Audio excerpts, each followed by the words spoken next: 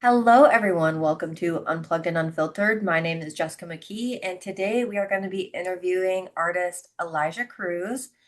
He just came out with his EP Dark Romance, and we're really excited to chat with him about that today. So, Elijah, if you would like to introduce yourself. Hello, how are you doing? I'm Elijah. I make alternative rock music.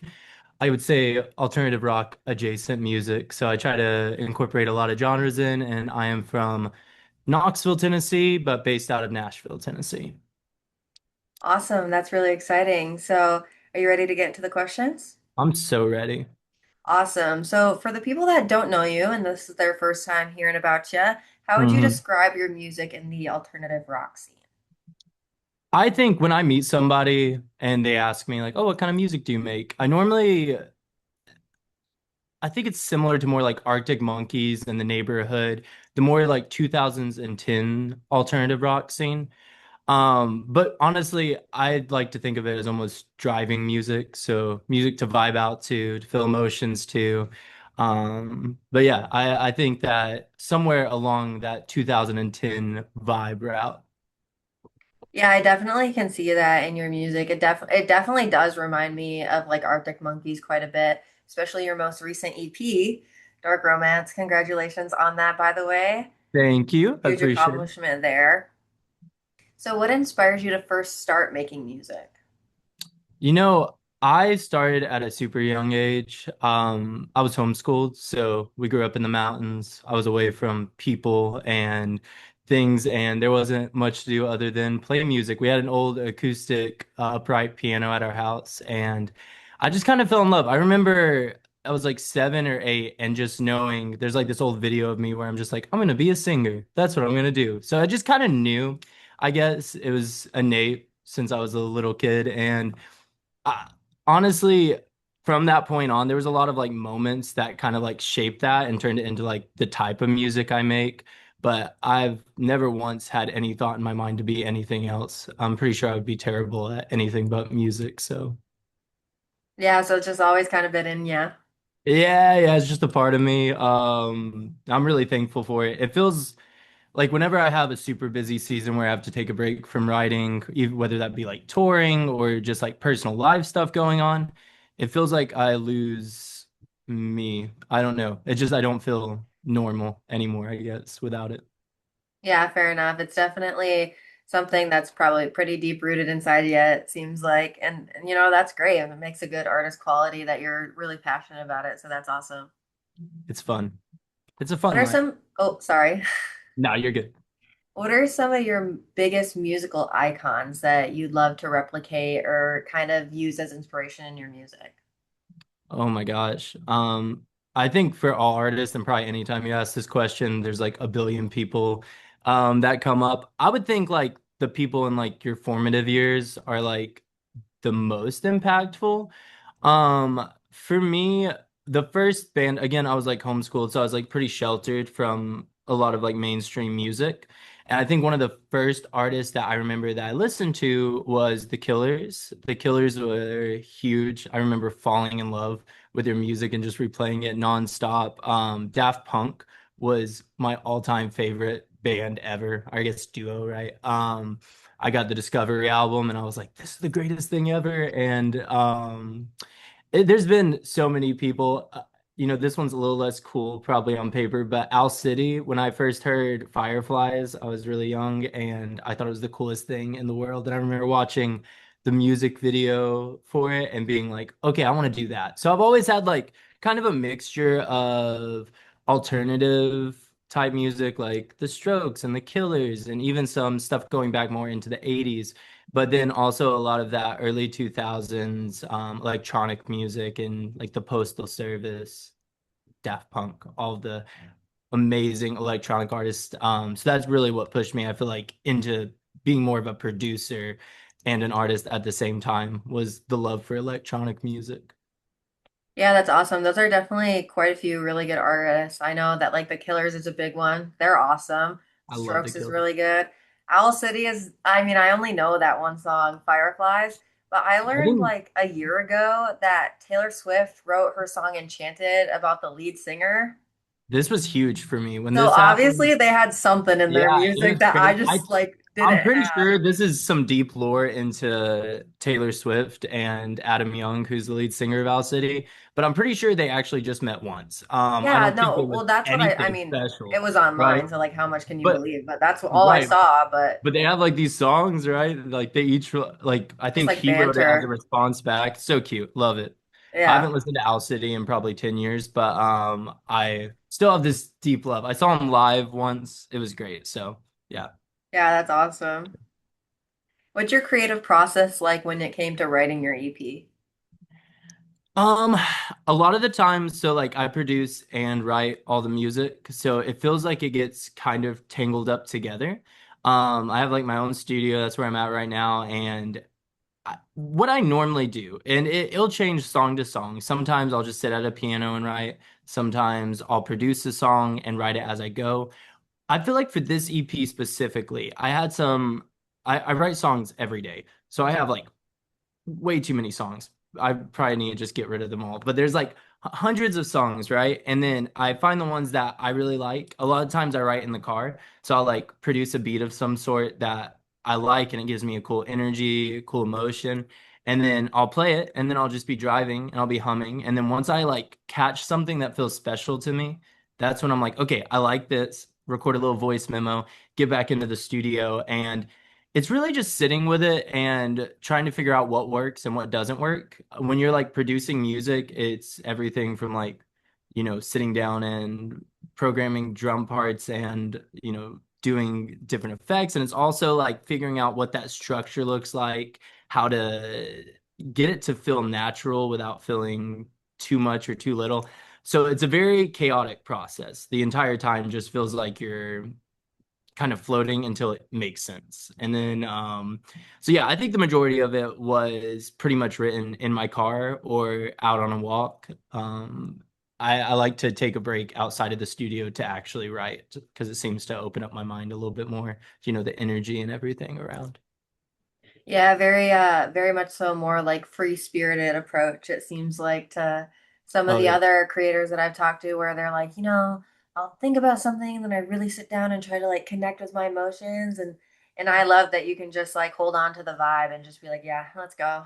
Let's do it. Yeah, I don't know. I feel like it's therapeutic, right? Like any sort of creativity. So for me, it's just like, I just let it be. Whatever it wants to be, whenever I sit down to produce something or write something, it, it is what it is. It's already there. I've just like on the journey of kind of finding it, which I know is kind of up in the ether a little bit, but to me, it's just there. And I think that's even back to like the concept of muses and everything, right? Is the creativity kind of comes to you if you let it. So I'm just kind of like an open book. I'm like, tell me what I need to write. And sometimes it works and sometimes it kind of sucks. So I guess it depends on the song.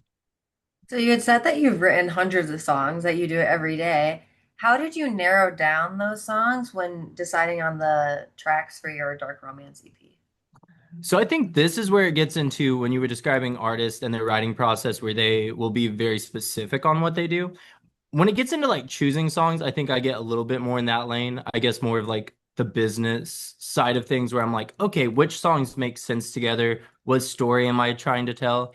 I've always been like heavily inspired by like movies. That was a huge part of my upbringing and still a part of my life now. So I love cinema, right? And I really wanted for this EP to feel like the beginning of a story and not as much of like a concept album, but more of like something that just gives a taster of what's to come, like a teaser or a trailer to a film. So when I was looking at these, I knew I think after I released Cherie, I was like, I love the concept of having my first EP be around this vibe. And as I was writing, like I said, so many songs, and there were some I just kind of had to choose to release at a later time and some that I just didn't feel like matched the energy. Because I think the world where you're producing music and writing music means that genre becomes kind of a mute point because you just make a song and then it either matches or it doesn't. And I feel like I have like a few different angles I'll go a lot of the times, like alternative and a little bit more electronic, or even a little bit harder into like the more rock world. So for this one, I definitely wanted to keep it feeling very vibey. Like I said, music you can drive around to that feels sweet, but also a little bit more dangerous or A little spunky. a little spunk to it, right? And I feel like that kind of led me down the track of landing on the songs that I did. And I think the song Dark Romance was kind of the catalyst for like building everything around there.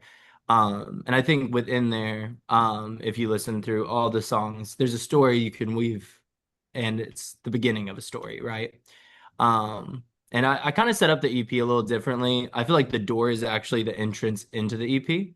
But I kind of liked putting it at the end because it just feels like weird to think about. But I feel like if you listen to the EP backwards, it's more of a concrete story. So I'll have to do that. I haven't listened to it backwards. I listened to it in order. The first track, bomb. I was you like hooked. I'm it? like, I You loved like it? it. It's That's what I'm very talking. like I'm not shocked that you write a lot of your songs in the car because I was listening to it in the car and I was like, song of the summer right here. Driving the song of the summer. That's gonna be my next TikTok hook. They're at the song of the summer.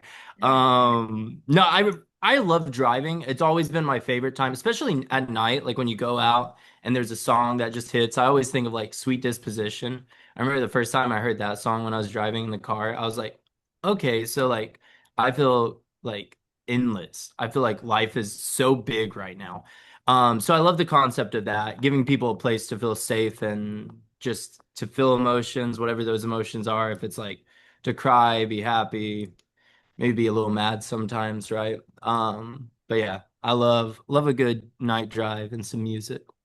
My favorite night drive song, specifically if it's like late fall, early winter, is gonna sound basic, but Sweater Weather by The Neighborhood. It's If it's so good. like a little chilly outside, but still nice that you can like go out in like a sweater and jeans and you're just like driving with the Hmm. windows down. Oh, it's Peak. amazing. I mean, that song's great for a reason. I don't feel like I've ever gotten tired of it. Like if it ever comes on, I'm like, yeah, this is a bop. Right. Yeah, This no, is me it. neither. What message do you hope listeners take away when it comes to listening to your music? I know that you talked about that it was kind of your EP is kind of an introduction of what's to come and into your art and things of that nature. Is that kind of the core element that you want your fans to take away, or is there a deeper meaning in each of your songs that you think can resonate with them?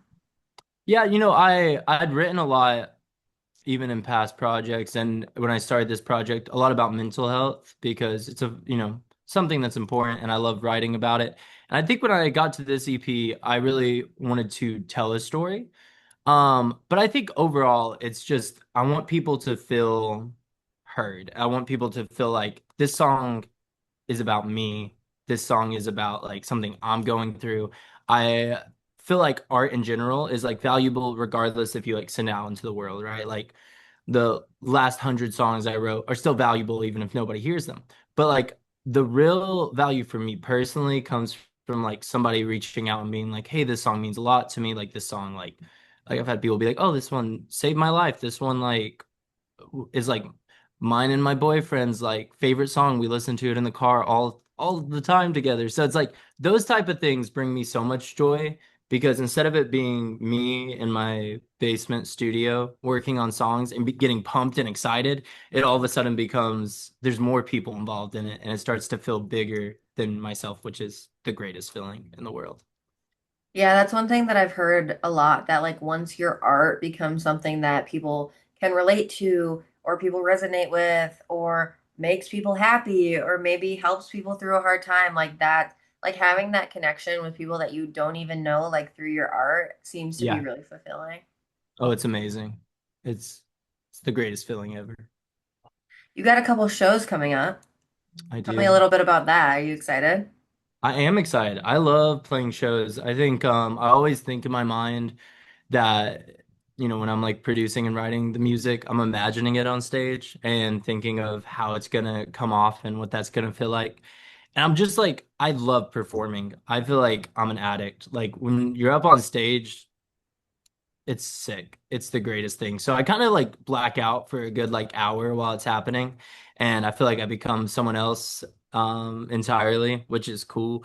But I'm really excited about these shows. I was able to do 3 tours last year, so I was on the road a lot. But kind of going into this year, I did like a little run in January, but I've been taking it easy, getting the EP out and working on my next single as well. So it was like it's nice. Like I've been looking forward to just the end of the month where I can be back up on stage, sing songs, and just feel that connection with the crowd because it's the most amazing. I love it. I'm obsessed. Music's the coolest life in the world. I'm just gonna be honest. It's so cool. What's the best fan interaction that you've had at one of your shows? Oh my gosh. I had a lot. So I did my first official tour, I think it was like June of last year. And I was kind of nervous because, like I didn't know who's going to show up. And these are random towns I've never played in before. I don't even think I'd been to Texas before. But I had a lot of people draw me things. So they'd come to the show and they'd be like, "Hey, I made this for you."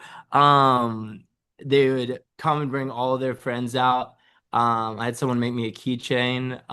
So those type of things just like make my day because I'm like, "Oh, this is so cool." The really cool part is when you play a city and then those same people come back out and they're wearing merch. So like when we went on the second run, it was to a lot of the towns, so we had a lot of people kind of make their way out, and you can just see them coming, and they just have like a little Elijah Cruz shirt on or whatever it is, and that's great. But yeah, I mean, just like connecting with people, and then it, it's interesting in like the digital world we live in.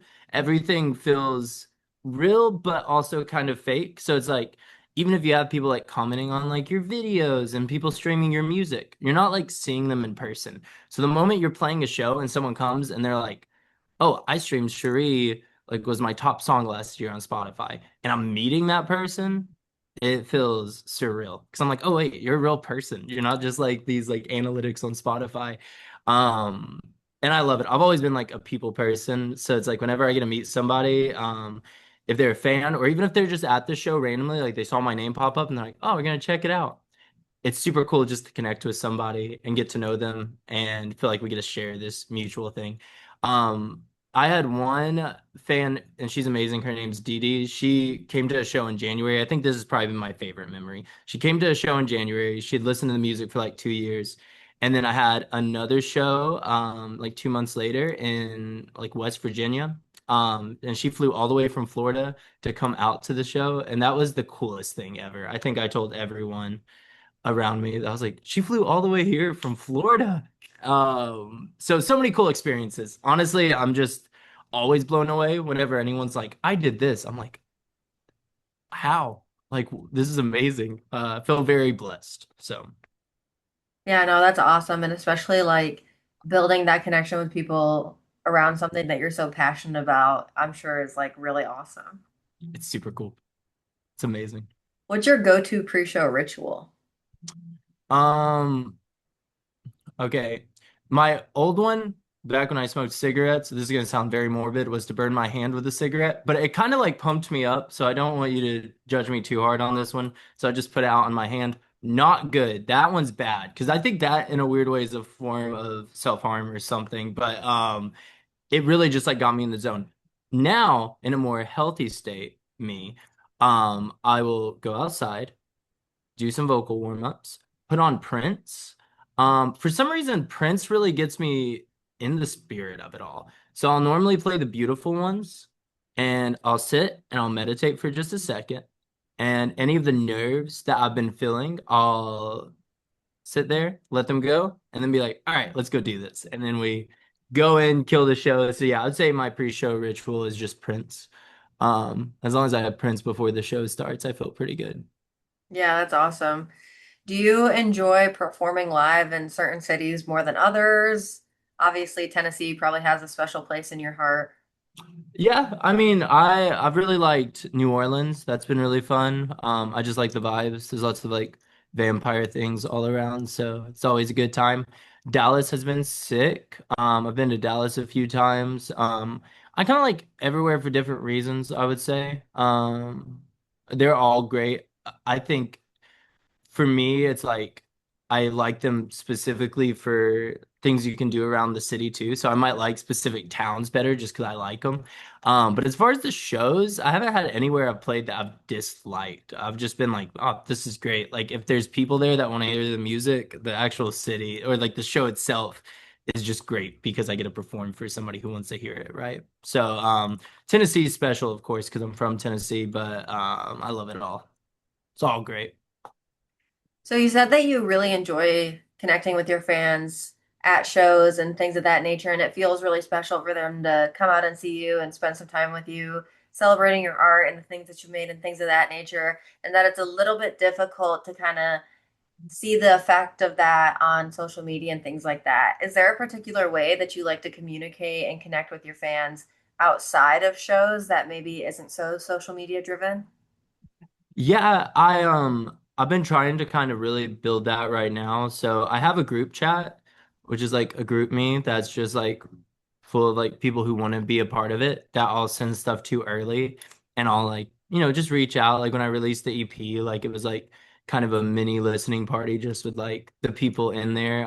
So that's really cool. And I also have a Patreon I just launched that I'm trying to kind of build up a little bit, which has like a free option or a paid option. And really the goal with that, even though it's still on social media, it doesn't include an algorithm in it. So it's pretty much if someone wants to be a part of the music, they want to help it grow, they want to get access to the music, it gives them a direct line.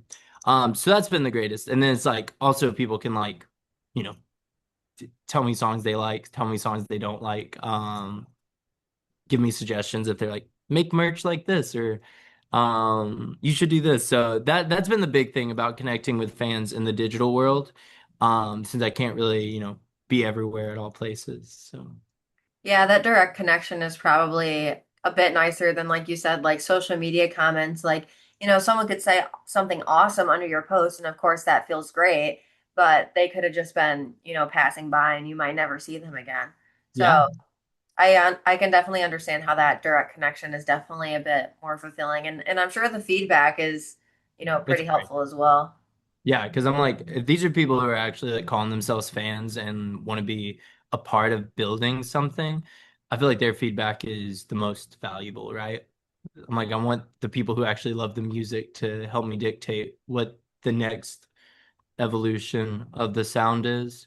Because I've definitely always struggled with like genre is a weird concept to me. So I feel like having people to bounce music off of is a really cool thing.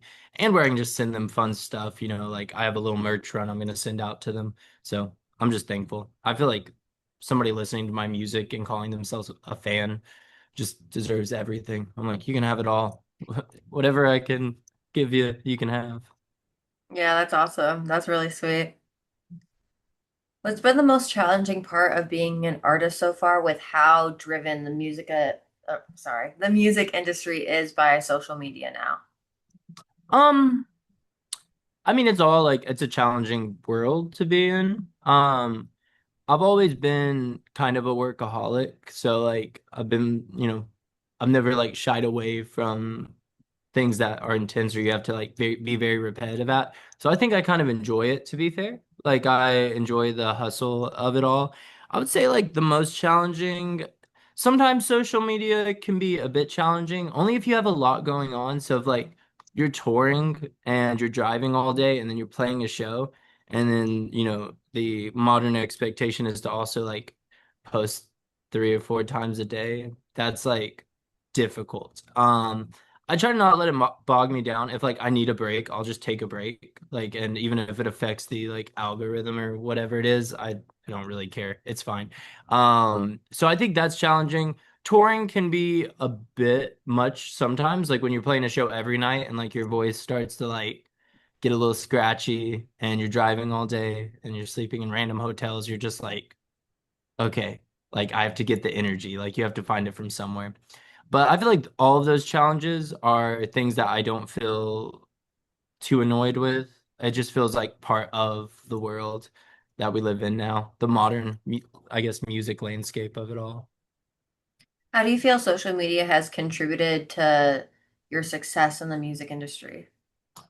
I think overall it's probably the only reason I have anybody listening to my music. I think if I never posted anything and I never shared anything, that, nobody would have any idea who I am. And I'd probably have like one monthly listener and be myself just streaming it on Spotify.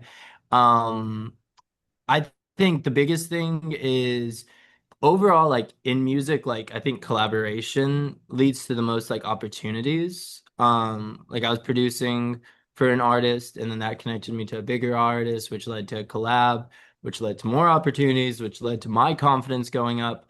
And eventually I got to the point where I was like, okay, I have to post on social media all the time, which nobody actually wants to do, I don't think, until you start doing it, and then you kind of can fall in love with it a little bit. Like TikTok all last year, I mean, I was posting like 5 times a day nonstop, and then you'll just randomly have videos just like go viral. Viral within reason. Like you'll have it like, oh, this has like 250,000 views out of nowhere, and then like the rest will have like 1,000. So I think the actual amount that it contributed, like Dark Romance specifically, I remember that was the first one that it broke 1,000 pre-saves. Like it wasn't out yet, and then that was all from TikTok.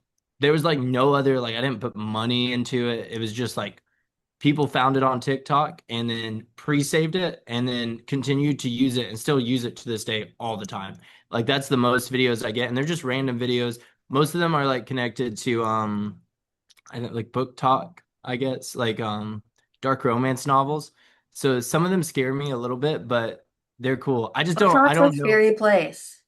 Yeah, if you ever like just click on the sound of dark romance and go down the videos, you see some intense things. But I like it. I just don't completely know what it is. So it's a fun thing. So yeah, TikTok's been huge. I just really started pushing more on Instagram more in this year, so it's been growing. But I think in this world, like that's how you connect with fans, unless you have, a huge label backing you that they can just push your stuff out to nauseum, just like go, go, go. Yeah, or it's So. their job to send emails and share your stuff to people all day. So I think, I mean, I'm thankful for social media. I know people hate on it, especially musicians. I think it's the greatest thing ever because I think back to a time before social media. If I was making music at that point, like how would anyone have heard my music without like you have to meet like the right person at the right time and have Hmm. I'm like now we can like record music like in our own studio. It's a beautiful time. So there's obviously plenty of negatives to social media, but there's a lot of amazing things for the independent artist where if you put in enough effort, you can like start to grow your own fan base, your own world, right? And nobody owns that. Nobody controls that. It's just yours. Which is so sick. I love it. Yeah, I always love hearing the differences in what people think about like the pros and the cons about social media because it's always a little bit different. Some people love posting and love the sharing of the music, but they don't necessarily like the upkeep that comes along with that. Kind of like you mentioned, how it gets pretty tiring to post, 4 or 5 times a day, things of that nature. And some people just don't like social media altogether, but they just know that they Yeah. have to use it to get their stuff out there. So, it's kind of nice to see the differences in opinions when it comes to social media and the way that it's used in the music industry now. So I always like to ask, Yeah. No, social media is great. I guess if it's used right. what advice would you give to someone who's starting out making music? I think the biggest thing for me that helped was letting go of like perfection, right? Because I don't think there is a perfect song. And I think a perfect song just sounds cheap anyway. So like letting it go and just creating for the sake of creating and then putting it out there. I put out a ton of terrible songs in my life before I put out a good song. I released demos after demos. I remember when I was like 10, I released an album on iTunes and it was like electronic music. I'm not gonna say the name, and it was trash. And I think there was one song I sang on.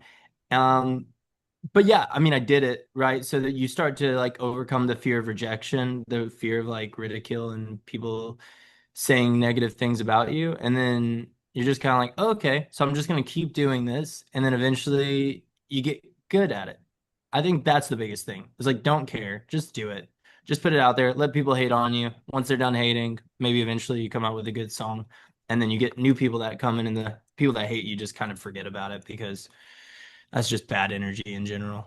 Like it dissipates. Yeah, and it's always a big stepping stone to like gain that confidence too. So I really like that advice of just keep going until you become good at it Something because like happens. they say, practice makes perfect, and like especially with art, like practice is one of the main things. And even if there's things that you hate at first, eventually you'll stumble across something that you love. So I think that's really good Yeah, advice. yeah. I was helpful for me. So we're unfortunately getting to the end of the episode here. I have absolutely loved talking to you. It has been super fun getting to know you, getting to hear about your EP a bit. I want to give you some time to promote anything that you'd like, talk about upcoming shows more, where they're going to be at, what dates, your social media that where people can find you, things of that nature. So the floor is yours. Amazing. Okay. Let's see what's going on. So obviously Dark Romance EP is out now. So you can stream that. It got 6 songs that I'm very proud of. I really wanted the first EP to be special to me. So I spent a lot of time making sure these lined up and fit that vibe. I'll have a brand new single coming out at the beginning of June called Black and White, which I am incredibly excited about.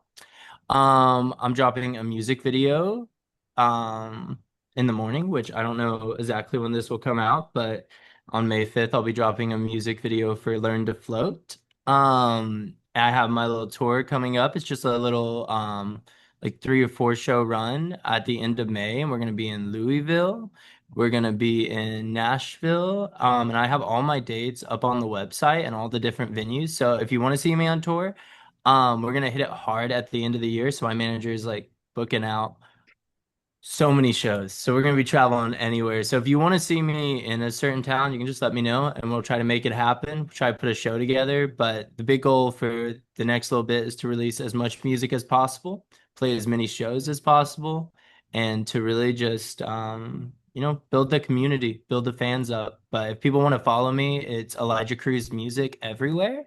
And it's just Elijah Cruz on Spotify and Apple Music if you want to type that in. But yeah, I would love if anybody, finds my music through this episode. Let me know because I'd love to talk about it. And thank you for having me. You were very Yeah, of kind. course. It was super Very fun. kind. And as for the podcast, you can find us on YouTube and Spotify at Unplugged and Unfiltered. As far as social media goes, we are on Instagram and in the process of starting making videos on TikTok. So make sure you follow us there so you can count yourself as a day one fan. Those are both at Unplugged, period, and period unfiltered. Thank you so much, Elijah, for being on this episode. Like I said, it was super fun talking to you. And I wish you the best of luck at your future music, future shows, and things of that nature. So I hope you absolutely kill it, and I'm sure it'll be lots of fun. Thank you. Once again, huge thanks to Elijah Cruz for being on today's episode of Unplugged and Unfiltered, and huge thanks to you for listening. I hope you enjoyed the episode. I know I did. And if you did enjoy the episode, I would really appreciate if you could like, share, and follow. It helps out the channel and the podcast a lot. Once again, thank you for listening, and I hope to see you in the next one. Bye.